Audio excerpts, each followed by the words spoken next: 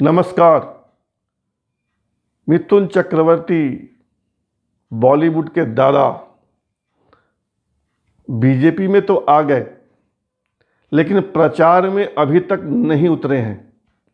अब ताज़ी सूचना आई है कि वे प्रचार में उतरने की तैयारी कर चुके, किसी दिन भी प्रचार में उतर जाएंगे। उनकी पहली सभा झारग्राम या पुरुलिया में होगी और वे नंदीग्राम भी जाएंगे। कहा तो यह गया था कि जिस दिन यानी 12 मार्च को शुवेंदु अधिकारी नामांकन करेंगे, पर्चा भरेंगे, उस दिन मिथुन चक्रवर्ती भी नंदीग्राम जाएंगे। लेकिन मिथुन चक्रवर्ती नंदीग्राम नहीं गए। इस बीच पश्चिम बंगाल में बहुत कुछ हुआ। टीएमसी का संकल्प पत्र आया, बीजेपी का भी संकल्प पत्र आ गया। दोनों पार्टियों ने एक से बढ़कर एक घोषणाएं की हैं कि सत्ता में हम यह कर देंगे और सत्ता में हम यह कर देंगे। लेकिन मिथुन चक्रवर्ती कहीं नजर नहीं आ रहे, न मंच पर, न जनता के बीच, न प्रचार में। अब एक नई सूचना आई है और यह सूचना चौंकाती है।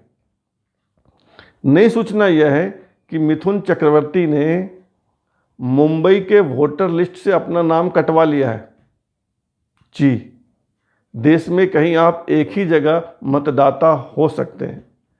मिथुन चक्रवर्ती ने मुंबई के वोटर लिस्ट से अपना नाम कटवा लिया है और वे अब पश्चिम बंगाल के वोटर बन गए हैं।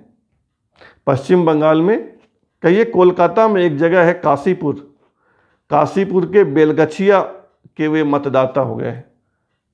एक विधानसभा क्षेत्र है बेलगछिया, उसमें एक एरिया है काशीपुर। तो मिथुन चक्रवर्ती बेलगछिया विधानसभा क्षेत्र के मतदाता हो गए।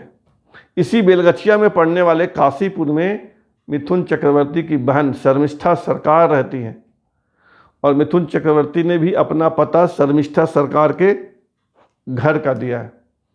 तो कायदे से मिथुन चक्रवर्ती अब पश्चिम बंगाल के मतदाता हैं और उनके नए नए मतदाता बनने पे दो तरह की बात आ रही है।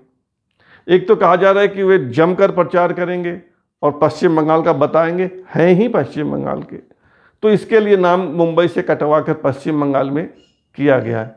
लेकिन इसमें इतनी हड़बड़ी क्यों थी? उनकी आइडेंटिटी पर सवाल तो था नहीं कि वो पश्चिम बंगाल के हैं कि नहीं, बंगाल के बेटा हैं कि नहीं। इस पर किसी ने सवाल तो उठाया नहीं और उठाने का सवाल भी नहीं था।